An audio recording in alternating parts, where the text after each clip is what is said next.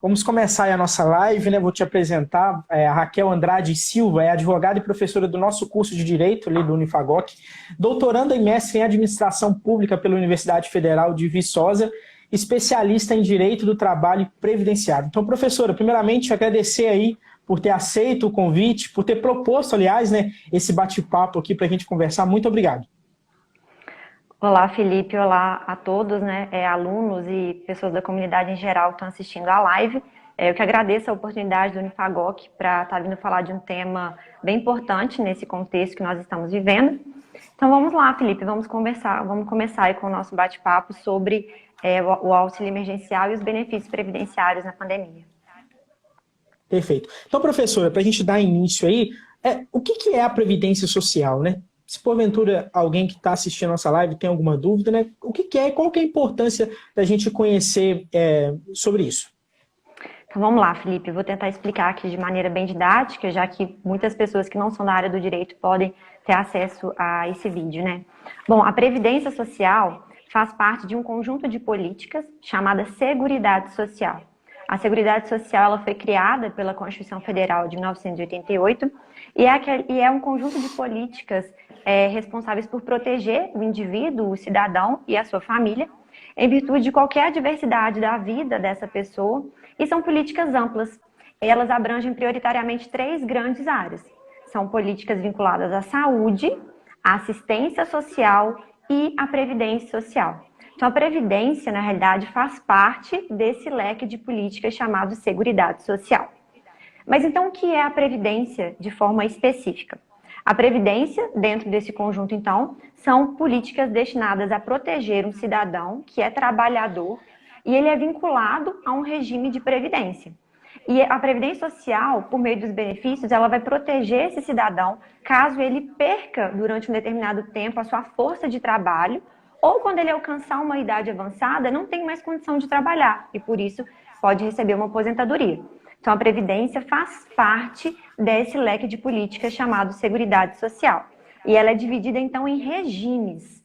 Hoje, o regime que nós vamos analisar é o Regime Geral de Previdência Social. Aquele regime em que faz parte os trabalhadores vinculados ao mercado de trabalho, né? Aquele trabalhador tem a carteira assinada, por exemplo. Ou o autônomo, também pode fazer parte o avulso, o temporário, as domésticas, né? Mas existem outros regimes além do regime geral. O regime próprio, por exemplo, são dos servidores públicos municipais, estaduais ou da União. E também nós temos um regime complementar, aquele que pode ser aderido por meio desses trabalhadores para além do regime geral e do regime próprio. Então, hoje, o objetivo da nossa live é aprofundar os benefícios do regime geral de previdência social. Bacana. E aí, professora, dentro quando a gente começa a falar sobre a previdência social, a gente cai no assunto dos benefícios previdenciários, né? Então, o que seriam esses benefícios? Bom, como eu já expliquei para vocês, então, né, a Previdência, dentro desse leque de políticas da Seguridade Social, ela vai prover a proteção desse trabalhador por meio de um benefício. O que é esse benefício? É uma contraprestação em dinheiro, né, que é paga pelo Instituto Nacional de Seguridade Social, INSS. É uma autarquia que faz a gestão do nosso regime geral de previdência social. Esse benefício, então, ele é pago em virtude de uma contribuição. Aquele trabalhador contribui todo mês com uma alíquota, uma percentagem que é descontada do seu salário, e o seu empregador também paga todo mês. E essa contribuição vai para esse fundo geral, do regime geral de previdência social, e ele vai ser partilhado, vai ser pago em formato de benefício, então. Então, nós temos diferentes benefícios. Nós temos benefícios como o auxílio-doença, aquele trabalhador que vira ficar doente, incapaz para trabalhar, o salário-maternidade, a pensão por morte e outros, né? Então, o benefício previdenciário é como vai concretizar essa política da previdência social, por meio dessa contraprestação em dinheiro. Perfeito. E aí, professora, depois dessa contextualização que você deu, né, explicando o que é a Previdência Social, falando sobre esse benefício previdenciário, né, como essa forma como a ação da Previdência acontece praticamente, entrando no assunto da nossa live mesmo, pensando nesse contexto que nós estamos de pandemia pelo coronavírus, existe algum benefício previdenciário para os trabalhadores que são infectados pelo Covid-19? Sim, Felipe, de forma específica, né, os trabalhadores, então, que são vinculados ao regime geral de previdência social, eles precisam de cumprir 2 requisitos para ter direito a esses benefícios. Primeiro, ele figurar como segurado, né, ter a sua contribuição, e o outro elemento é a carência. Né? Não basta ele estar inserido dentro do sistema, ele precisa de ter contribuído. A carência é o número mínimo de contribuições que esse trabalhador ele precisa de ter realizado ao longo da sua vida como contribuinte, né, como segurado do regime geral, para ele ter direito a esse benefício. Então, primeiro, ele tem que fazer parte do regime geral, depois, ele tem que ter um número mínimo de contribuições. Preenchido esses 2 elementos, e aí se ele vier a ficar doente por causa do coronavírus, ele pode, então, requerer alguns benefícios, mais de um. O primeiro e mais importante deles é o auxílio-doença, né? O auxílio-doença, então, ele se divide em 2. O primeiro que eu vou explicar para você é um auxílio-doença em que qualquer trabalhador pode vir a pegar. Por exemplo, com uma contaminação comunitária, ônibus ao sair de casa. E aí esse benefício previdenciário, então, ele tem a carência, né? Via de regra, ele vai ter que ter contribuído 12 meses para ele poder ter direito a esse benefício. E é importante eu fazer uma observação, porque isso tem sido criticado pelos autores da área do direito previdenciário, porque como o coronavírus é uma doença nova, e o Ministério da Saúde e a Previdência Social possuem uma lista de doenças, que são doenças muito severas, digamos assim, e se uma pessoa tiver, né, um diagnóstico dessa doença, ela não precisa de ter carência, ela pode simplesmente receber o benefício sem ter feito essa contraprestação, o coronavírus não está contemplado ainda nessa lista. Então, enquanto ele não entra para essa lista, os trabalhadores que vierem a ser contaminados de forma comunitária, por exemplo, ao sair de casa, eles precisam de analisar se eles tiveram 12 contribuições para poder ter direito a esse auxílio-doença. Mas não existe apenas um formato de auxílio-doença. Existe um outro auxílio-doença, que é o auxílio-doença de origem ocupacional. Esse auxílio-doença ele é um pouco diferente, porque ele é destinado a trabalhadores que tenham uma doença ocupacional. O que é uma doença ocupacional? Ela pode ser desenvolvida por causa de uma doença profissional. Aquele trabalhador está inserido em um ambiente de trabalho que pode vir a causar uma doença, ou então foi uma doença que foi desencadeada por causa do seu ambiente de trabalho. E essa doença ocupacional, por que ela é diferente? Ela pode ser caracterizada, por exemplo, no caso profissionais da área da saúde, né? Em que eles já sabem que eles estão lidando com aquele vírus. E aí, qual é o diferencial desse auxílio-doença? Ele gera para esse segurado, para esse trabalhador, uma estabilidade. Ele não pode ser mandado embora de forma unilateral pelo seu empregador depois que cessar o auxílio-doença, tá? E, além disso, ele não possui o período de carência, que é aquele número de prestações que o trabalhador tem que ter pago aí de no mínimo 12 meses. E por que eu estou fazendo essa observação e analisar o auxílio-doença sob 2 perspectivas? É o auxílio-doença tradicional, normal aí, e o auxílio-doença de origem ocupacional. Porque na semana passada, né, no dia 29/4 de 2020, o Supremo Tribunal Federal se reuniu para analisar liminarmente uma ação direta de inconstitucionalidade da medida provisória 927, que a professora Aline já conversou aqui com você, e ao se reunir, eles derrubaram a eficácia de um artigo, o artigo 29. E o que falava no artigo 29, Felipe? Falava que nos casos de contaminação pelo coronavírus, não serão consideradas doenças ocupacionais, exceto mediante comprovação do nexo causal.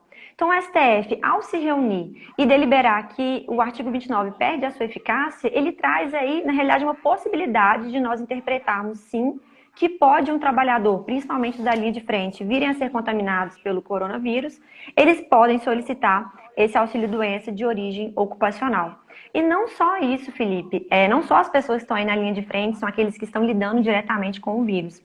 Ele também abre um precedente para que outros trabalhadores que não podem fazer a quarentena porque trabalham em atividades essenciais, por exemplo, os trabalhadores dos supermercados, das farmácias, dos postos de gasolina, eles também podem, a partir de uma interpretação mais ampla, também solicitar esse auxílio previdenciário. Então, o que eu gostaria também de fazer uma observação antes de passar para a próxima pergunta, é que toda a análise que eu estou falando aqui com você, ela também pode mudar, né, em virtude das legislações que têm sido feitas, né, na própria dinâmica da pandemia Então, muitos elementos que eu vou trazer aqui são observações e considerações que eu fiz a partir da interpretação da lei, mas isso tudo ainda pode ser mudado também.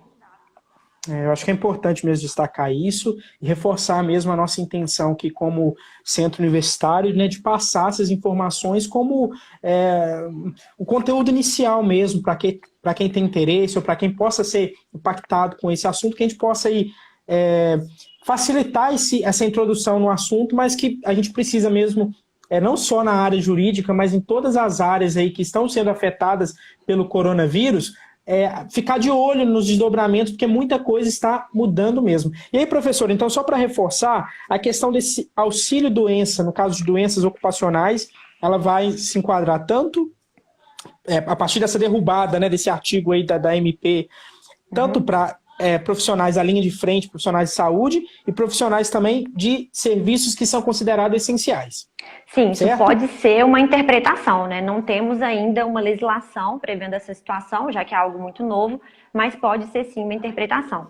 Tem outros benefícios que ainda posso falar. Pode continuar?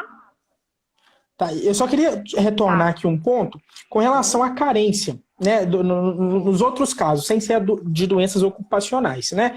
Você citou aí que essa doença ainda não, o coronavírus, né, esse vírus ainda não faz parte da lista de doenças ditas como graves, né, que não precisaria desses 12 meses, né, de tempo de carência. Existe já uma movimentação para que seja incluída, ou o que seria necessário para que essa doença ela fosse incluída nessa lista? Olha, Felipe, eu acho que na realidade já foi editada a lei, deixa eu só ver o número dela certinho aqui. A Lei 13.982 é a lei que dispõe sobre a antecipação do auxílio-doença. E ela fala que aquele trabalhador que for contaminado pelo coronavírus, ele precisa de comprovar a carência. Então, o próprio texto da Lei 13.982, que é do mês passado, já trouxe o elemento da carência. Então, dificilmente ele vai ser alterado aí com o passar do tempo. O que, na minha opinião, é algo injusto, né? Já que o coronavírus é uma doença nova, o Ministério da Saúde e a Previdência Social não atualizaram essa lista, e, na realidade, essa lista é atualizada geralmente de 3 em 3 anos. Então, pode ser que continue com o elemento da carência, tá? Não, perfeito. E aí tem outros benefícios, então, podem ser pleiteados. Então, pode continuar. Então, primeiro, né, é o auxílio-doença. Tem o auxílio-doença normal e o auxílio-doença em virtude de uma doença ocupacional. Bom, nós temos ainda o auxílio-acidente. O auxílio-acidente é um benefício previdenciário que ele é concedido depois que finaliza o auxílio-doença. No caso, o auxílio-acidente, ele poderia ser concedido no caso de um agravamento de um quadro clínico de um trabalhador em virtude do coronavírus, e ele vai apresentar sequelas severas e irreversíveis para a caracterização e a concessão desse benefício. Então, cessou o auxílio-doença, ele conseguir voltar ao trabalho, ele pode vir a receber ainda o auxílio-acidente, tá? Então, como também é uma doença nova, nós não sabemos quais são as sequelas, né? O mundo médico ainda está pesquisando e fazendo aí, acompanhando as pessoas que conseguiram se curar nesse lapso temporal. O auxílio-acidente também pode vir a ser um benefício previdenciário para aquelas pessoas que fiquem com sequelas irreversíveis. Além disso, aquele trabalhador que contraiu o coronavírus e não conseguir se recuperar, ele se tornar, na realidade, totalmente incapaz para o trabalho e foi impossível a sua reabilitação, ele pode vir a requerer a aposentadoria por invalidez. Tá? Seria mais um benefício previdenciário. Lembrando que também existe a questão da carência, e aí é o que ainda está no ar. Por fim, a pensão por morte. Então, infelizmente, aquele trabalhador contraiu o coronavírus e veio a óbito. Obviamente, quem vai solicitar são os seus dependentes. E aí, dependendo do grau do dependente, se é a viúvo, filho, vai ter em algumas situações que provar a dependência econômica daquele falecido ou daquela falecida. Legal. E aí, professora, pensando também ainda nessa questão dos benefícios, né, dos direitos perante aí nessa situação, existe alguma diferença? As pessoas que são sintomáticas e assintomáticas, elas possuem os mesmos direitos perante o INSS? Bom, Felipe, esse ponto também é bem importante, né? Porque, na realidade, é uma interpretação que eu fiz a partir da própria legislação. Não existe ainda no ordenamento jurídico uma legislação que trate, né, de forma diferente o doente sintomático ou assintomático. mas sempre tentando interpretar a legislação no mundo jurídico que nós temos hoje, o doente sintomático, ele é mais fácil de ter uma solução jurídica previdenciária. Ele vai ser aquele que tem o sintoma, obviamente, e vai requerer o seu benefício.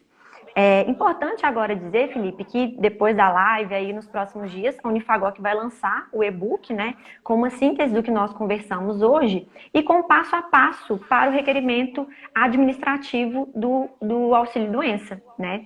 Então, aí o que eu vou explicar vai estar complementado lá por esse arquivo que vocês vão ofertar para o pessoal que tiver interesse. O doente sintomático, então, está previsto na Lei 13.982. Primeiro, né, ao suspeitar que ele está com coronavírus, ele vai ter que procurar um médico particular ou um médico especialista em segurança e medicina do trabalho que oferte serviço para a empresa em que ele é trabalhador. Depois que ele passar por essa consulta, ele vai precisar de um atestado ou um laudo médico contendo alguns elementos principais. Por quê? O INSS ele está com seu atendimento suspenso, né, desde o mês passado, e todo requerimento em relação aos benefícios previdenciários está sendo feito de forma administrativa. Ou pelo aplicativo Meu INSS, que é o que vai ter lá no e-book que vocês vão lançar, ou pelo telefone 135.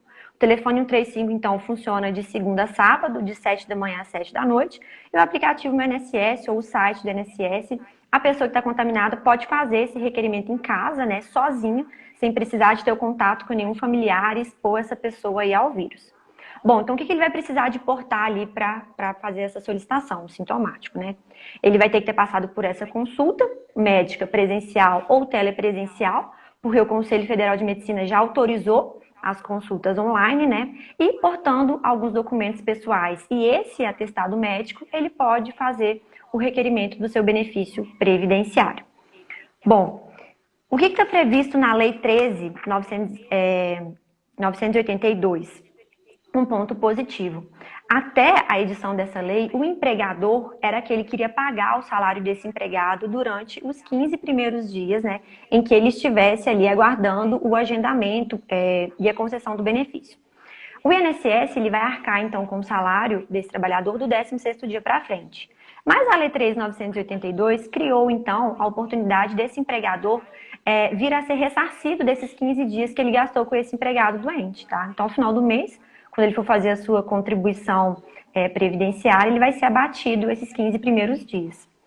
E, além disso, um ponto, na realidade, negativo da Lei 3.982 é que para essas pessoas, então, que vão requerer esse benefício, elas não vão precisar de passar pela perícia médica do INSS, vai ser feito tudo de forma administrativa, só que não está sendo realizado ainda, Felipe, um cálculo correto no valor do benefício que essa pessoa vai receber. O INSS só tá pagando o valor de um salário mínimo para essa pessoa doente.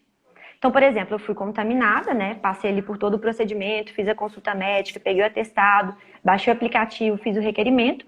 O INSS não vai me pagar a média, que é um cálculo aí, a média aritmética dos meus maiores salários de contribuição de 80% do período que eu contribuí. Não, ele só vai me pagar um salário mínimo.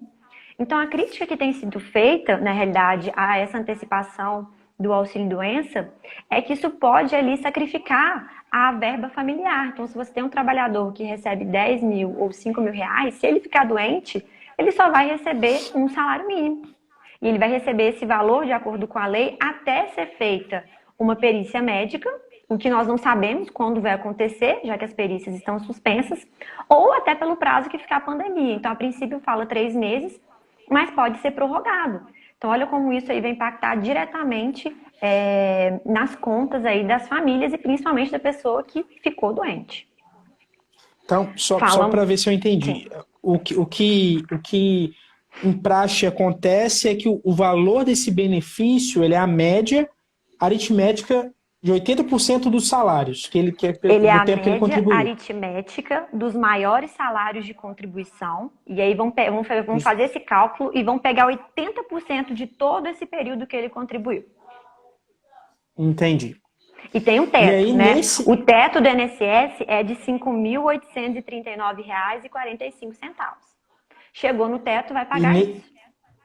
E nesse momento, as pessoas estão recebendo um salário, mesmo aquelas que talvez teriam o direito ao teto. Sim, elas vão receber um salário mínimo. Porque o benefício, seguindo a regra geral até a pandemia, ele precisa de. Aquela pessoa doente precisa de passar por uma perícia médica do INSS para comprovar a incapacidade para o trabalho, já que o auxílio-doença é um benefício em virtude de uma incapacidade temporária para o trabalho. Então, não passando por essa perícia, o que o INSS conseguiu fazer para poder abarcar as pessoas contaminadas é o requerimento online por meio do atestado médico. Porque em outra situação, sem esse atestado médico, sem essa perícia médica, né, ele não teria, ele só conseguiria o valor desse benefício só posterior. Então foi uma concessão, uma flexibilização que teve devido ao momento. Devido ao momento, a INSS pensou assim, bom, como nós não podemos também constranger os nossos médicos e os nossos técnicos a trabalharem, a submeterem a essa situação, vamos colocar todo mundo lá em trabalho remoto, né? E vamos analisar esses atestados médicos na forma online, mas aí, como a gente não sabe, não vai conseguir analisar ali 100%, vamos conceder um valor de um benefício mais baixo, o valor de um salário mínimo. E então esse é um outro ponto aí também que as pessoas precisam acompanhar para ver os desdobramentos aí, o que vai acontecer.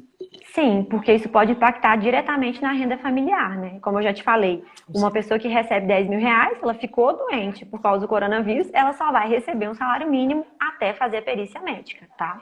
Mas então já finalizamos agora a pessoa que é sintomática. Nós temos aí a certeza que ele está contaminado e tudo mais. E o assintomático, ou até mesmo o sintomático que não consegue fazer o teste, né? Foi a segunda pergunta que você fez. Bom, aqui nós temos um problema seríssimo, porque o auxílio-doença, ele é destinado a pessoas com incapacidade laborativa. A pessoa está contaminada, mas ela é assintomática, né? Então, em tese, ela pode fazer outras atividades, só que ela não pode voltar para o ambiente de trabalho dela, senão ela vai contaminar as outras pessoas. Então, veja bem, o empregador dela vai ficar mantendo essa pessoa em casa, pagando o salário sem ela trabalhar? E se ela requerer o benefício, será que ela vai conseguir, sendo que ela não está incapaz, ela está doente, mas ela não está incapaz? Então, gera no mundo jurídico um questionamento, né? Então, primeiro, se ela fez o teste e está positivo, né, ela pode vir sim a requerer o benefício previdenciário, mas ela vai ter que juntar, então, um atestado médico, um laudo médico, na realidade, perfeito, narrando ali tudo que está acontecendo com ela e se ela está assintomática ou assintomática, porque senão o benefício vai ser negado administrativamente. E por que eu ressalto isso, Felipe? Porque hoje nós sabemos que a maioria das concessões dos benefícios previdenciários são feitos por robôs, né? O INSS tem um aparato aí tecnológico que analisa esses documentos por meio da análise dos robôs. Então, se essa documentação não estiver perfeita, essa pessoa não vai conseguir ali, por meio do aplicativo, comprovar a situação que ela se encontra, né? E nós sabemos que isso é o que acontece, principalmente no interior. Ou a pessoa não tem um teste, ou ela está com sintoma, mas o teste demora de 15 a 20 dias para ficar pronto, né? Como é que vai ser? Vai ser o ônus do empregador de mantê-la em casa, ou ela vai poder fazer o requerimento? Na minha opinião, enquanto especialista, ela pode sim fazer o requerimento, mas ela precisa de ter toda a documentação perfeita para essa concessão do benefício, para ela não ficar desprotegida em virtude da doença. Ainda são muitas pontas soltas, né, professora, em toda Sim. essa situação. Para quem chegou agora, a gente está conversando sobre o auxílio emergencial e os benefícios previdenciários na pandemia de coronavírus, né? A professora Raquel Andrade, que é advogada e professora do nosso curso de Direito, ela é doutoranda e mestre em Administração Pública, ela está conversando aqui com a gente sobre isso, ela é especialista também em Direito do Trabalho e Previdenciário, então se você tem alguma dúvida, tanto com relação aos benefícios previdenciários, que a gente já conversou um pouquinho aqui, quanto ao auxílio emergencial, que também a gente vai falar daqui a pouco, você pode deixar aqui nos comentários a sua dúvida, pode compartilhar aí também essa live que a gente vai estar nos próximos minutos conversando sobre isso. Eu quero reforçar algo que a professora falou sobre um material que ela mesma preparou com mais análises, né, mais aprofundado sobre esse assunto, né, um material assim, tá bem completo, a gente vai lançar aí nos próximos dias. E se você é aluno de Direito, ou se você se interessa por esse assunto e quer ter acesso a esse material, já manda um direct pra gente, fala, eu quero o e-book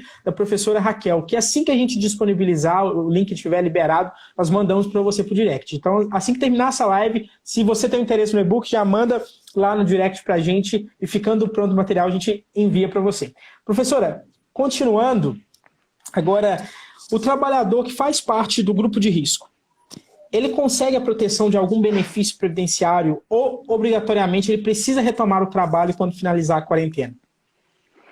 Bom, Felipe, esse ponto também a gente precisa de estender aqui a nossa interpretação. Primeiro, né, o trabalhador que é do grupo de risco. A primeira coisa que ele tem que fazer é entrar em contato com o empregador dele e com um médico especialista em segurança e medicina do trabalho que faz o suporte daquela empresa. E se ela não tem, ela precisa de ter nesse momento. Por quê, Felipe? Vai ser esse médico que vai analisar aí qual é a situação desse trabalhador, né? Que tipo de risco que ele tem, né? Qual é o grupo dele na realidade, né? Eu não sou médica, não sei os termos técnicos, mas vai ser o médico que vai conseguir conduzi-lo junto com o empregador para ter a melhor saída aí para ele poder se proteger. Então, pode ser que o médico consiga colocá-lo junto com o empregador em teletrabalho, né? Afastar-lhe das suas funções presenciais. Mas se isso não for possível, talvez colocá-lo em um setor que não tenha contato com ninguém, né? Ou então facilitar a flexibilização de um horário para que ele possa ir ao trabalho sem ter nenhum tipo de risco. Então, quem vai fazer isso vai ser o médico especialista e o empregador dele. A última alternativa que ele pode vir a ter é a solicitação do benefício previdenciário. Quando, primeiro, ele já tentou essas outras instâncias, né? Seja o teletrabalho ou trabalhar em outro setor e ele não conseguiu, né? E aí, em virtude disso, novamente, ele vai cair na mesma regra da pessoa assintomática, né? Ele vai ter aí que comprovar, por meio de toda a documentação que o aplicativo e o site do INSS requer, ele vai ter que explicar que mesmo ele não estando doente ainda, ele é do grupo de risco e, em virtude dessa situação, ele encontra-se em uma incapacidade para o trabalho, já que, novamente, em termos técnicos, a concessão do benefício do auxílio-doença requer que a pessoa tenha uma incapacidade. Então, veja só, ele é do grupo de risco, mas ele ainda não é incapaz, mas ele pode vir a ficar muito doente se ele for contaminado. Então, toda essa disposição tem que estar nesses documentos. E aí é interessante falar que no e-book, que é a Unifagor que vai disponibilizar, eu coloco ali passo a passo do atestado médico. Então, por exemplo, precisa de conter, o atestado precisa de estar legível, sem rasuras, tem que ter a assinatura do profissional, precisa de ter o carimbo e, muito importante, precisa de ter o CID, né? Então, tudo isso está constando lá no e-book, para que as pessoas possam aprofundar nessa temática. Então, o trabalhador do grupo de risco, primeiro, ele vai ter que se reportar ao seu empregador e ao médico que vai poder fazer esse suporte e tentar realocá-lo ali no ambiente de trabalho ou colocá-lo em trabalho remoto. Digamos assim, a última oportunidade, a última instância será o requerimento do benefício previdenciário. Professora, eu posso então dizer que, nesse caso, né, é interessante que, em acordo com o empregador, o trabalhador talvez procure os instrumentos sugeridos pelas MPs ali, até na flexibilização, né, da CLT, a questão do teletrabalho, do banco de horas. Ele pode talvez recorrer a isso primeiro, antes de tentar o previdenciário. Posso dizer dessa forma? Pode sim. Até porque as áreas, elas estão aqui dialogando, né? Então a pessoa pode ir lá assistir a live da Aline e do professor Bruno Esquisato e tentar compreender lá qual vai ser a melhor oportunidade para aquela empresa. Se vai ser o teletrabalho, se vai ser a suspensão da atividade daquele empregado, a redução da jornada e tudo mais. Mas, novamente, precisa de ser feito junto com o médico especialista. Porque o empregador sozinho, obviamente, não vai dar conta de tentar fazer o link entre a realidade daquela pessoa e como ele pode vir a ser contaminado.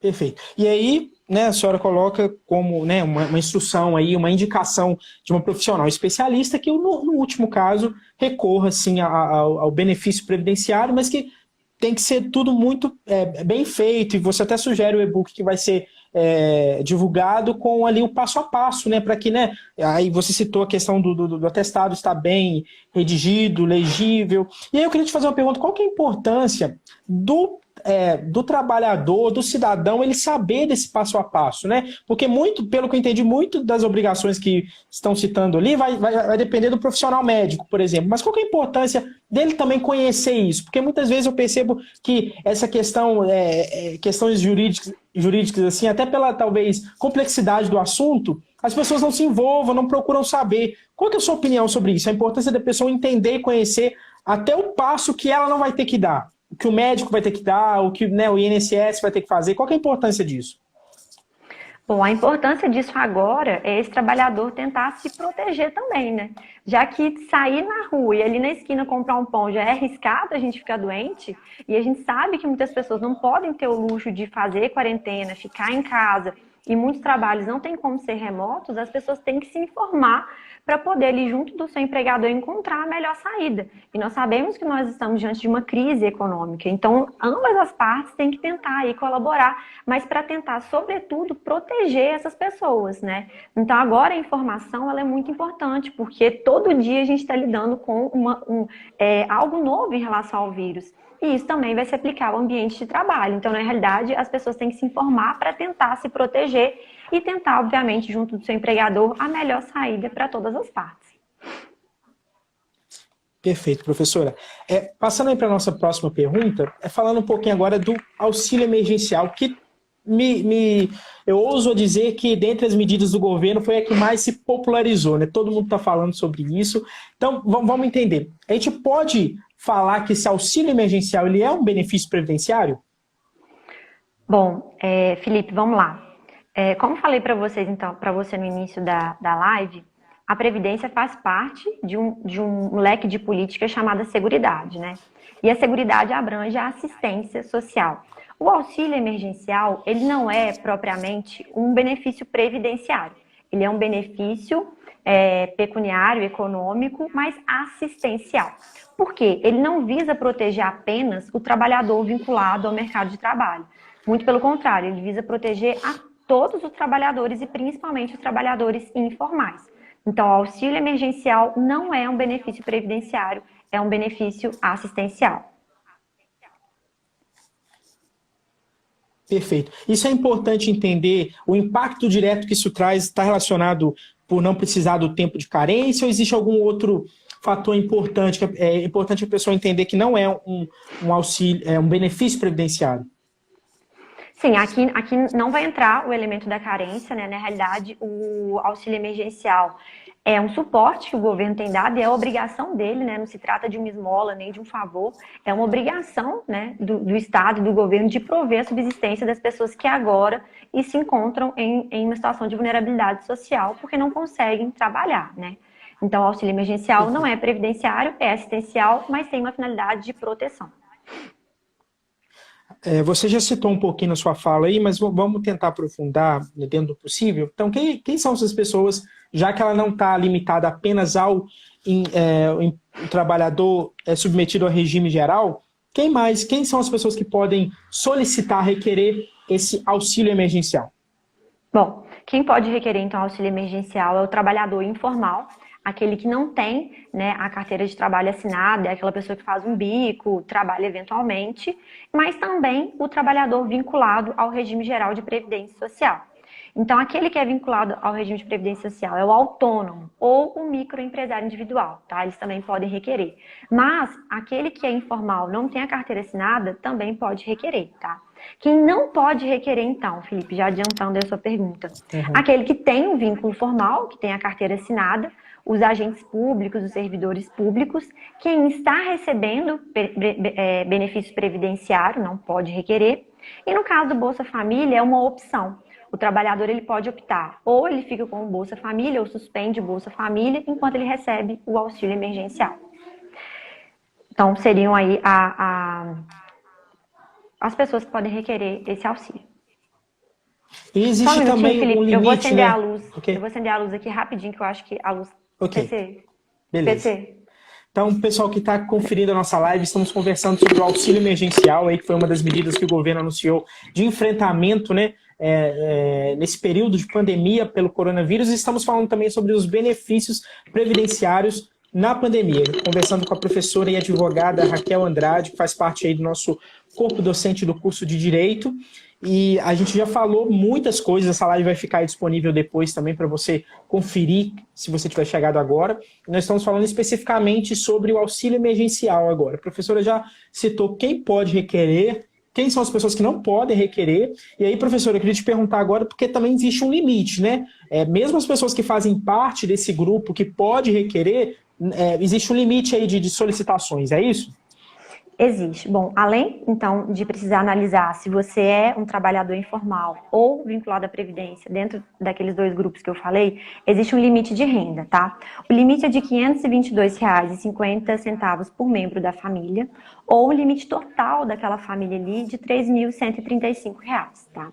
Além disso, tem que observar se no ano de 2018, né, essa pessoa que vai requerer não declarou para fins de imposto de renda mais do que R$ 29 mil aproximadamente. Então, além de ter esses elementos de onde ele se enquadra em relação a informal ou formal, esse valor em relação à pessoa, à família e à declaração de imposto de renda do ano de 2018. Perfeito. E aí, professora, uma dúvida esse benefício, né, só para a gente também, que a gente não citou aqui, acredito que todo mundo saiba, mas só para esclarecer, no valor de R$ 600 durante 3 meses. Sim, ele é um valor de R$ 600, tá? Por enquanto, né, o que está previsto na legislação é que ele pode durar por 3 meses, mas pode vir a durar por mais tempo em virtude da pandemia. E aquela mãe de família, né, aquela mãe que é solteira ou é a líder daquele lar, ela pode receber o valor de R$ 1.200. Em relação a esse ponto, Felipe, tem recebido uma crítica, né, o auxílio emergencial, por não ter contemplado aí as mulheres de 16 anos que estão grávidas ou que já são chefes de família, né, e também os pais de família, aquele que é viúvo ou provê ali o sustento da sua família sozinho, não tem uma companheira. Então, nesse caso, já existe um projeto de lei, o projeto de lei 873 de 2020, que hoje está na mesa diretora do Senado, para reformular a concessão, esses valores, para tratar com mais igualdade, com mais isonomia, essas pessoas que eu estou falando aqui com você. Perfeito. E, professor, uma dúvida, assim, né? Como a senhora é profissional aí da área, advogada, como que está sendo a movimentação desses projetos de leis relacionados a essa pandemia? Eles estão circulando, andando de uma forma mais rápida por causa desse momento? A senhora poderia dar um parecer com relação a isso? Então, sim, eles estão agora, obviamente, as votações estão acontecendo de forma mais célere, justamente para dar conta de tudo que tem acontecido na pandemia. Então, o auxílio emergencial ele foi aprovado com muita rapidez, faltou aí aprimorar alguns elementos legais e agora com novos projetos já estão passando. Principalmente as medidas provisórias que a professora Aline falou, algumas estão carecendo de constitucionalidade, também já está sendo julgado pelo STF. Então, isso tudo está sendo aprimorado ao longo do tempo, já que todo mundo foi surpreendido pela pandemia. Perfeito. E aí, professora, só voltando um pouquinho também, são 3 meses do auxílio, independente do prazo que a pessoa solicita, né? Porque a gente tem mais ou menos aí já um mês que começou esse processo de solicitar, as pessoas já começaram a receber. Então, as pessoas, por exemplo, que solicitarem a partir de agora, 3 meses daqui para frente, pelo que está previsto até esse momento. Sim, ela precisa de observar porque o valor ele vai ser pago em virtude da data de nascimento, né? Então você tem que entrar lá na lista para olhar direitinho e isso está sendo mudado em virtude do ano e da data do nascimento daquela pessoa que requereu. Inclusive no e-book que vai ser lançado, eu faço ali o passo a passo, a indicação para o requerimento do auxílio emergencial e algumas observações são importantes de falar aqui hoje, né? Aquela pessoa que já tem, já está cadastrado no CAD único, né? Ou já é uma pessoa que recebe Bolsa Família, já tem um cadastro, né? Basta ela entrar no sistema e fazer o requerimento. Aquelas pessoas que não têm um cadastro, não recebem o Bolsa Família, precisam, na realidade, baixar 2 aplicativos. E isso está gerando uma certa confusão, porque algumas pessoas não têm celular, já não têm acesso à internet. Explicar que precisa de 2 aplicativos, tem gente que não está entendendo a dinâmica, mas o primeiro aplicativo é para você poder fazer o seu cadastro, e aí vai gerar um número, uma habilitação, para no segundo aplicativo você solicitar o saque. E aí, na cartilha, lá no e-book, está explicando direitinho a diferença dos aplicativos, mas já para adiantar, o segundo aplicativo é o Caixa Tem, é ele que vai liberar a transferência para sua conta, corrente ou poupança, se você já tem, ou é ele que vai liberar um número para você poder fazer o saque. Né? E é importante falar isso, Felipe, porque o saque ele só está disponível para essa pessoa conseguir fazer durante 2 horas. Então, muitos trabalhadores, né, muitas pessoas estão sentindo dificuldade, porque do momento que foi autorizado o saque, até que ela consegue chegar na agência, pegar a fila e sacar, pode ser que esse link para o saque já expirou, já não funciona mais, e ela tem que começar tudo de novo o processo. Então, isso também tem sido uma crítica em relação a esse auxílio, né? Então, eu acho que a Caixa, nos próximos dias, vai começar a aprimorar, a aperfeiçoar. Por que a ideia de 2 horas? Obviamente, para ninguém fraudar, conseguir o seu número e ir lá conseguir sacar no seu lugar, né? Já que é apenas o número que você consegue. Mas, ao mesmo tempo, está sendo injusto com aquelas pessoas que também não estão conseguindo sacar nesse lapso temporal. E aí, ontem, no dia 5/5, a Caixa lançou um portal de acompanhamento do auxílio. Então, a pessoa que está com dúvida se já foi autorizado, se não foi autorizado, pode entrar lá no link que a Caixa disponibilizou e acompanhar, porque tem demorado mais ou menos 5 dias úteis para conceder autorização. E eu acredito também que um outro problema com relação a isso que a gente tem visto é até a aglomeração de pessoas, né, na porta das agências, que é um outro problema nesse que é uma coisa que não poderia acontecer nesse momento, né? Então, de fato, precisa ser aprimorado mesmo, né? Sim, e é exatamente isso, né? A Caixa, ela está tentando implementar aí a política, no caso de proteção, mas tem encontrado essa dificuldade. Aí, quando todo mundo vai ao mesmo tempo tentar sacar, acaba gerando esse constrangimento e aí podendo propagar o vírus nesse ambiente, o que é, obviamente, péssimo. Então, acredito que ela vai tomar alguma providência. Perfeito. Professora, nós separamos aqui, então, algumas situações, né, para a gente pensar em alguns cenários, né, e tentar, a partir daquilo que a gente tem, né, o que você tem de material, das leis, das medidas provisórias, a gente pensar em cada um dos cenários que a gente propôs. Então, o trabalhador, ele pode acumular o auxílio emergencial e o seguro-desemprego? Não, o auxílio emergencial com o seguro-desemprego, não pode. Está previsto na Lei 3.982, o máximo que ele pode fazer é suspender o pagamento do Bolsa Família para receber o auxílio emergencial, se for mais vantajoso. Cumular não pode. Tá. E com relação a outros tipos de benefícios previdenciários? Também não. Se ele já recebe um benefício previdenciário, ele não pode vir a receber o auxílio emergencial. Ok. Tá. E um trabalhador que foi afastado das suas atividades presenciais para cumpri-las no formato home office, né, o teletrabalho, e ele foi contaminado pela doença, ele pode solicitar algum benefício previdenciário? Bom, sim, né? Porque embora ele esteja em home office ou teletrabalho, ele não perdeu a sua qualidade de segurado. Lembra, ele está vinculado ao regime geral de previdência social e se ele cumpriu a carência, ele pode sim requerer o benefício previdenciário. Nesse caso, um auxílio-doença daquele tipo comum, né? Que é por uma transmissão comunitária, por exemplo, não em virtude de uma doença ocupacional. Perfeito. E um trabalhador que foi afastado das atividades em virtude da suspensão de contrato. Então, só para a gente esclarecer também, o teletrabalho ele foi uma das sugestões aí de uma das MPs, e uma outra MP, que é a MP 936, se eu não estou enganado, ela colocou como uma das medidas, né, a suspensão temporária do contrato de trabalho, né, onde o empregador ele pode suspender até 2 meses. Me corrija se eu estiver errado, professora, por favor. Isso. A suspensão, então, veio como uma faculdade aí para esses empregadores que se encontram em uma situação econômica não muito favorável e o Estado, o governo, vai fazer o aporte do salário desse trabalhador. Tem ali, a Aline explicou, obviamente, na live dela, todas as considerações para que o empregador possa fazer esse requerimento. Mas, então, na suspensão, novamente, para fins previdenciários, não altera a situação do empregado. Ele continua vinculado ao regime geral de previdência social, tá? Uma coisa importante, um elemento importante é que a MP traz uma faculdade para o empregador. O empregador não precisa, durante a suspensão do contrato, fazer a contribuição previdenciária, que é o desconto que ele faz do salário do empregado, e ele, empregador, também paga todo mês para o INSS, ele não precisa de fazer durante a suspensão. Só que, então, o empregado, voluntariamente, ele pode contribuir. E por que é importante essa informação aqui? Porque, por exemplo, se ele ficar lá com um contrato suspenso durante 2, 3 meses, e depois ele retornar ou for fazer algum requerimento de algum benefício previdenciário, ele vai precisar de contar os meses que ele contribuiu. E se ele deixou de contribuir por causa da suspensão, ele pode vir a ficar sem a proteção da Previdência Social. Então, ele tem um vínculo com o empregador, ele está com o contrato suspenso, mas ele tem que observar se ao ficar suspenso, se ele deixar de contribuir, se isso não vai acarretar lá na frente uma desproteção para ele em virtude do não recolhimento previdenciário durante esse determinado tempo.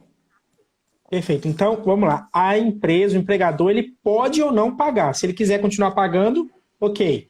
Sim, o que a MP falou, olha, os empregadores que fizeram requerimento de suspensão não precisa de pagar. Eu também não vou pagar. O governo falou, não vou pagar, já que está suspenso, eu só vou pagar aqui o salário. Mas o empregado, se ele quiser, ele pode contribuir, tá? E é isso que é importante, ele ter a noção de que ele pode contribuir. Porque depois acaba a pandemia, ele precisa de requerer um benefício previdenciário, ele vai analisar a carência, ele não cumpriu, porque ele ficou um determinado tempo sem contribuir, né? E aí, professor, então, só aproveitando que a gente está falando sobre isso, se isso geralmente é feito já por parte do empregado, empregador, aliás, ele já desconta esse valor. O empregado que desejar pagar nesse período, o que ele tem que fazer, quem que ele tem que procurar? Aí, no caso, ele vai ter que procurar o empregador dele, para juntamente lá com o setor do RH e da contabilidade, ele pagar aquela quantia, porque vai ser em nome do empregador. Perfeito. Então,